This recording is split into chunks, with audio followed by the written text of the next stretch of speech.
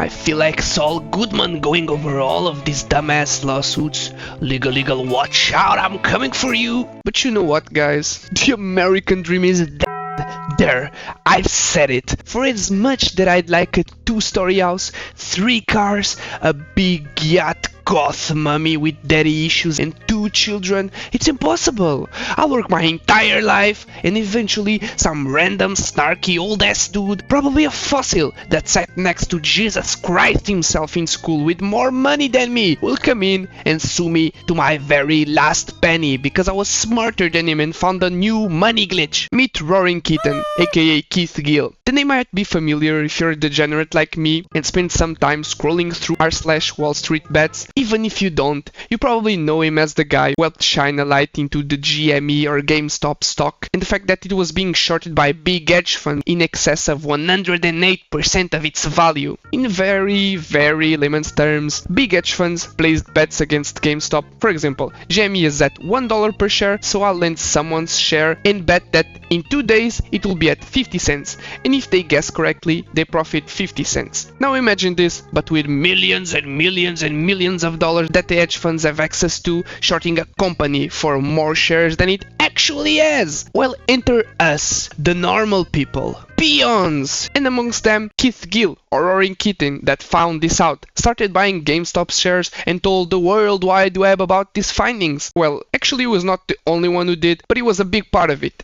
Anyway, eventually the stock price started to rise, hedge funds started losing money because, back to our previous example, if the stock price goes from $1 to $2, they have to pay back $1. So multi-million-dollar hedge funds started bleeding money, and in a once-in-a-lifetime event, the common folk won. At one point in time, Roaring Kitty's GME investment was valued in almost $40 million. Brother was a multi-millionaire and didn't sell his share of the stock. Just goes to show the character of this guy.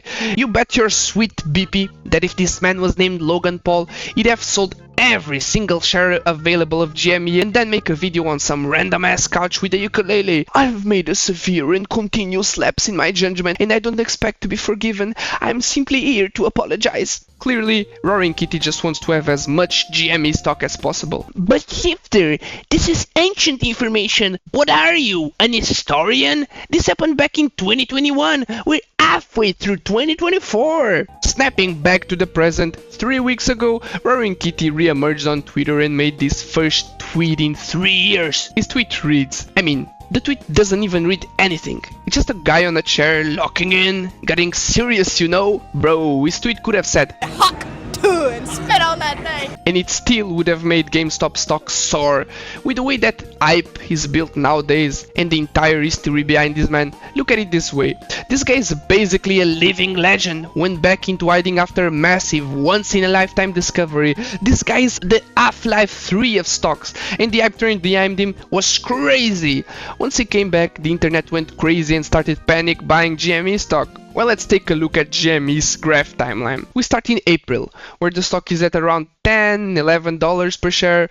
Now you can see that from the 5th of May all the way through the 14th of May, there's a big amount of trading volume in shares of GameStop being bought, and then on the 14th, during its peak, it started being sold. Now I don't know for sure, but it's presumed that Keith Gill was amongst the people that started buying. Then in the 13th mid-peak, he made his comeback, which helped the stock skyrocket even further into almost $50 per share, and then he sold a big amount and bought it back soon after, when it was back anywhere around the $20 mark. Call it foul play or wherever you want. I don't think so. Brother just made a comeback and started posting on his Twitter. The fault is on the people who bought back into the hype, FOMO, to go back and jump back onto GME stock craze. Now there are sore losers like me that lost 5x on Dogecoin back in 2021, took the L and moved on. And then there are soy losers like this guy that bought 25 shares of GME during May, lost some money and decided to sue Roaring Kitty. God forbid that a fully grown male adult in 2024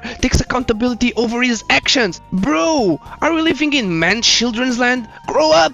This article from Crypto Potato reads, Roaring Kitty accused of manipulating GME stock price. According to the filing, Jill began purchasing GameStop call options on E-Trade on May 12, 2024 at relatively low prices. The next day, he caused interest in GameStop by posting on X for the first time in nearly 3 years, which boosted the stock's values. Which was what I was referring to earlier when he came back from a long hiatus from the internet. On June 2nd, 2024, Jill posted on Reddit disclosing his holdings in GameStop securities, including 120,000 call options and 5 million shares of stock. This post also sent GameStop stock price soaring, closing above 45 that day. By June 13th, 2024, Jill revealed that he had exercised 120,000 call options, netting profits, which she then used to increase his stake in GameStop by over 4 million shares. In this timeline of events, Roaring Kitten bought low, sold high, and rebought once it stabilized, increasing his stake in GameStop by 4 million shares. Plaintiff Martin Radev claims he suffered financial losses due to Jill's alleged manipulation.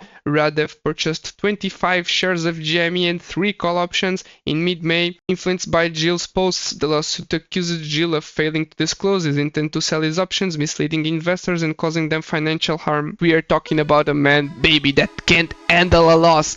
Listen, if we learn anything with the shitcoin crypto craze of 2021, is that we shouldn't follow the masses and these hype trains. I lost tons of money because I was a sheep and bought into the hype, so I couldn't be caught with my pants down again that easily. If this grown adult doesn't want to take accountability, he shouldn't be allowed to make financial decisions. Children aren't allowed to play with money. Just go play with toys or something. Now let's jump onto the lawsuit. This federal securities class action on behalf of a class consisting of all persons and entities other than defendant that purchased or otherwise acquired GameStop securities between May 13th, 2024 and June 13th, 2024, both dates inclusive the class period, seeking to recover damages caused by defendants' violations of federal security laws to pursue. I feel like this channel is slowly turning into a lawyer channel. We've taken a look at the lawsuit yesterday and we are doing it again today, but that's just the nature of what I consume, I guess.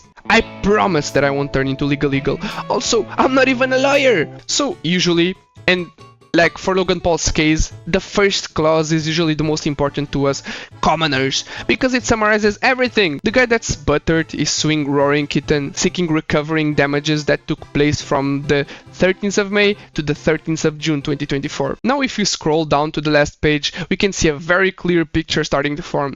Dude was a massive fan that bought into the craze like all of the other sheep. Basically, at the stock's peak price, he bought 25 shares total and probably lost tons of money. And even if he didn't sell, he's now stuck with 25 shares that won't be valued at that price for a long time. What a joker! This is a big case of when your biggest fans turn into your biggest haters. Now, the parties involved are plaintiff, which is the guy that's butthurt, that acquired GameStop securities at artificially inflated prices during the class period and was damaged upon the revelation of the alleged corrective disclosures. And of course, the financial analyst, which is Roaring Kitten, and the guy that, in quotation marks, inflated the price of GameStop. No shit, Sherlock! This guy was amongst others responsible for GameStop going from almost bankrupt to the price that is now. Bro is a legend.